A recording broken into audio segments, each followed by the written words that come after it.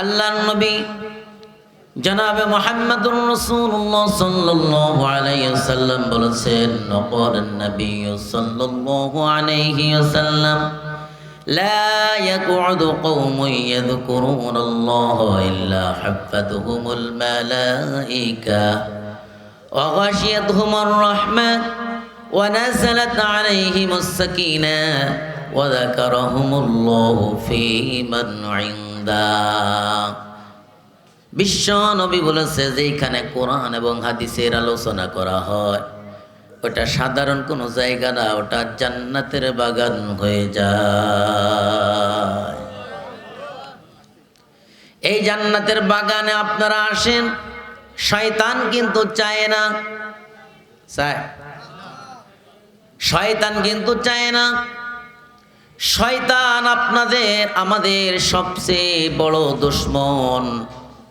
এই শয়তান চায় না। আল্লাহ পাক রব্বুল আলামিন কোরআনে কারিমে বলেছেন, সুম্মা লাআতিয়ান্নাহুম মিন বাইনি আইদিহিম ওয়া মিন খালফিহিম ওয়া আন আইমানিহিম ওয়া আন শামাইলিহিম ওয়া লা তাজিদু আকসারাহুম শাকিরিন।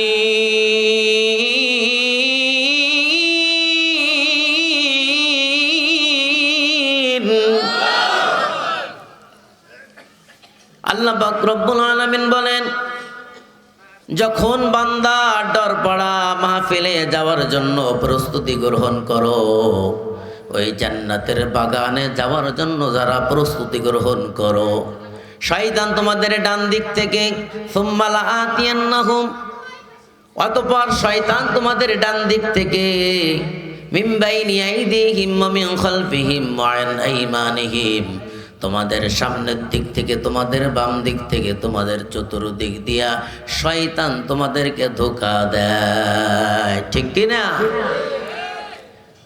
তাহলে আপনারা যারা এসেছেন তারা বড় ধন্য হয়েছে। শয়তানের হাজারো ধোঁকার মোকাবেলা করে আপনারা এই কোরআন শুনতে এসেছেন। আর এই দোকানের মধ্যে যারা বসে আছে এদেরকে আল্লাহ পাক রব্বুল আলামিন এনেছে, কিন্তু ওই দোকানের মধ্যে শয়তানের আড়তে রেখে দিয়েছে। ওরা এই জান্নাতের বাগানে আসার সৌভাগ্য তাদের হয় নাই, ঠিক কিনা? বাতিল সে দবনে ওয়ালে आसे मानेगी हम सोबर कर सुका है तो इम्तिहा हमारा। বাতিল যতই বাধা দিক, বাতিল যতই বাধা দিক, 15-16-17 বছর ধরে এদেশে আলেমদের মুখটাকে স্তব্ধ করা হয়েছে। আলেমরা মুখ খুলে কথা বলতে পারে নাই, প্রাণ খুলে কথা বলতে পারে নাই। এদেশের জালিম লেডি হিটলার, ফিরাউন আলেমদেরকে স্তব্ধ করে রেখেছে। এই কোরআনের যখন মাহফিল হয়, ওই মাহফিলগুলা 144 জারি করে আলেমদের কণ্ঠ স্তব্ধ করে রেখেছে। কোরআনের ভাষা, কোরআনের কথা মানুষকে শুনতে দেয় নাই। কথা বলেন ঠিক কিনা? এই জালিমকে মোকাবেলা করার জন্য 17 বছর আগে ক্ষমতায় আসার পরে প্রথম টার্গেট অফ লাইফ, তাদের প্রথম টার্গেটই ছিল আলেমদের।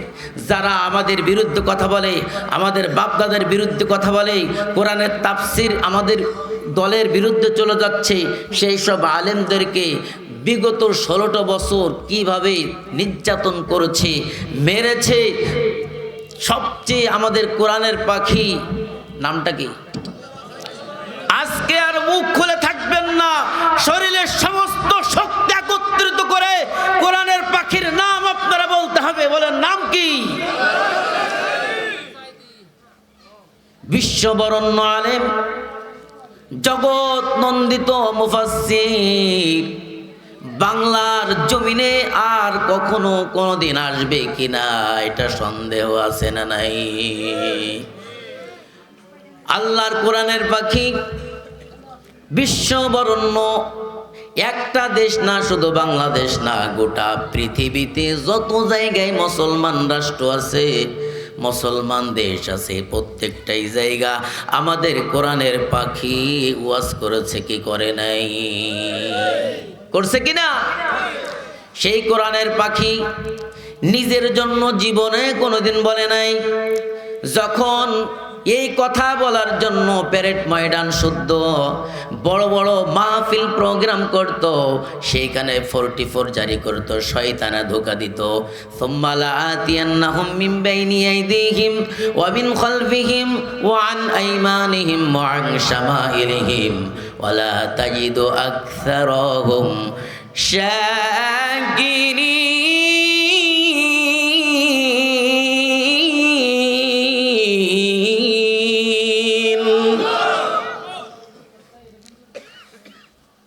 আল্লাহ পাক রব্বুল আলামিন বলেন, শয়তান তোমাদের ডান দিক থেকে ধোঁকা দেয়, শয়তান তোমাদের বাম দিকে ধোঁকা দেয়, তোমরা যেন কোরআন না শুনতে পারো, কোরআন শুনে যেন ঈমান গ্রহণ না করতে পারো।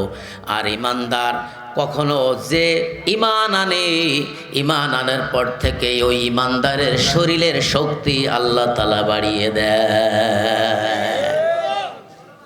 আল্লাহ পাক রব্বুল আলামিন বলেন, ওয়ালাকাদ সাদ্দাকা আলাইহিম ইবলিসু ওয়ান্নাহু ফাত্তাবাউহু ইল্লা ফারীকাম মিনাল মুমিনিন।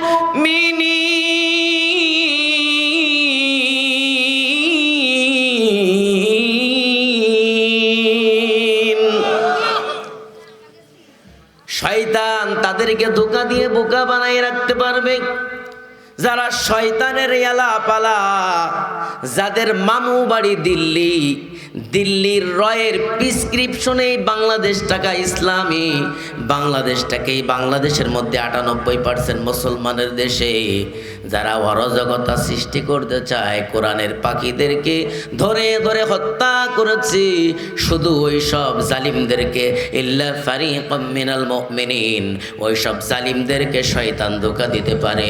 ইল্লা ফারীকাম মিনাল মুমিনিন।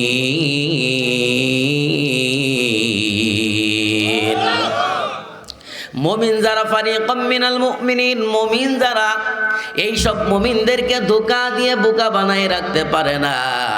এরা দোকানে আড্ডা দেয় না, এরা কোরআনের তাফসীর শোনার জন্য মাহফিলের প্যান্ডেলেই যাবে। এদেরকে কোনোদিন ধোঁকা দিয়ে বোকা বানায় রাখতে পারে না। কথা বলেন ঠিক কিনা? এদেশের মধ্যে ঈমান তো অনেকের আছে, অনেক ইমাম সাহেব বয়ান করে মসজিদের খুতবার মধ্যে, কিন্তু কোনোদিন হক কথা বলে না, দিন কায়েমের আন্দোলনের কথা বলে না। যারে যা চায় তারে তাই দিয়ে মসজিদের ইমামতি ঠেকিয়ে রাখে। কথা বলেন ঠিক কিনা?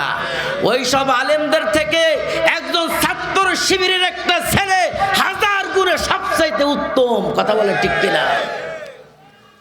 এরা 2024 সালে এরা দেখিয়ে দিয়েছে যে মুসলমান কখনো বাতিলের কাছে মাথা নত করে না। এদেশে কোরআনকে স্তব্ধ করার জন্য কোরআনের পাখিকে 13টা বছর জেলখানার মধ্যে রেখেছে।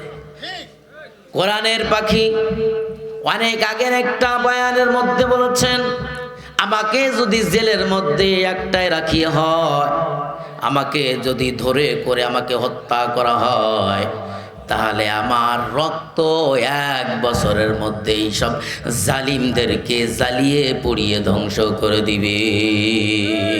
কথা বলেন ঠিক কিনা?